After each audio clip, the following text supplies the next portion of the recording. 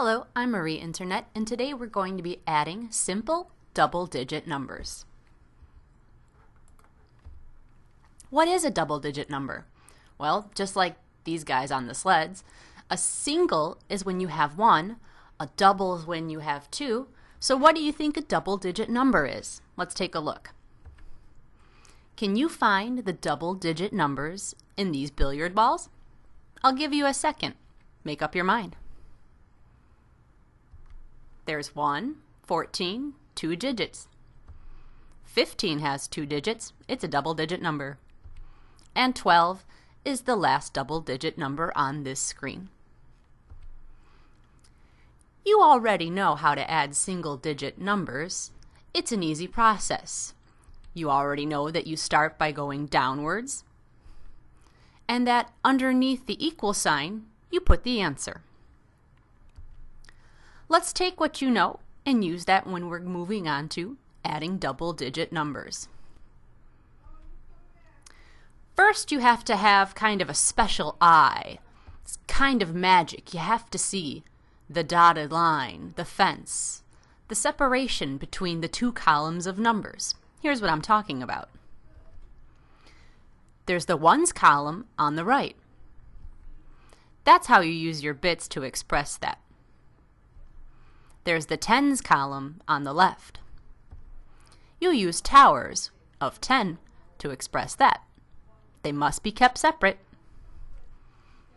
When you add a double-digit number with another double-digit number, you always start on the right-hand side.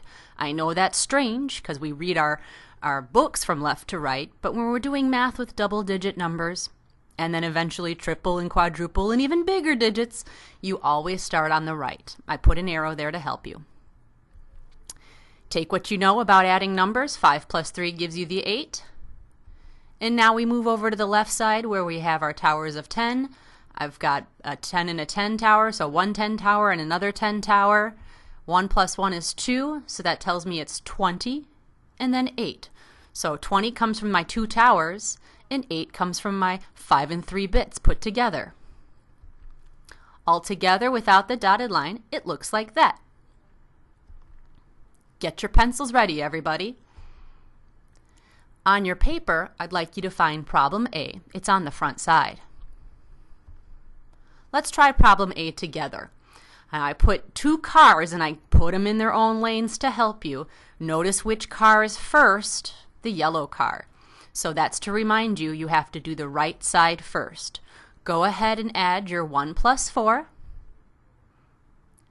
Now go over to the left, where we have the red car. Stay in your own lane. Add the 1 plus 1. We'll go over answers at the end. Right now, let's move on to problem B. This time I got rid of the cars. You're getting better at this. I put arrows. Let's start on the right with that first arrow. Do your 3 plus 6. Now move over to the left and do your 2 plus 1. Keep them on separate lanes of the road. Problem C is just the same. I've given you your arrows to remind you and your dotted line to keep your lanes separate. Add your 5 plus 2, add your 3 plus 2.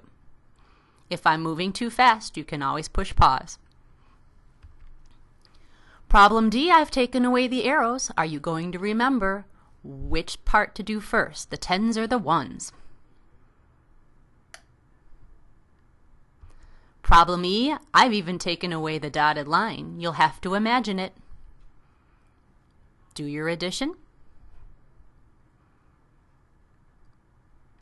Now for problem F, it's the last one. Go ahead and add it, all on your own. See that dotted line, keep it separate. Press pause if you're not ready to do answers, because here come the answers. How'd you do on problem A? My answer is 25. Let's take a look at my pen. We'll see how we got that. I came in and I did 1 plus 4, and that gave me the 5 in my ones. So there would be 1 bit and 4 bits. It's 5 bits altogether. And over here, I had a 1 added together with a 1, and that gives me a 2. So we would say that 25 is the answer. For problem B, I got 39. How'd you do? For problem C, 57. D, I had 58. E is 78. And F is 97. Thanks for doing this with me. Good job. Try the next video for adding more complicated double-digit numbers. It gets a little bit harder, but it's nothing you can't handle.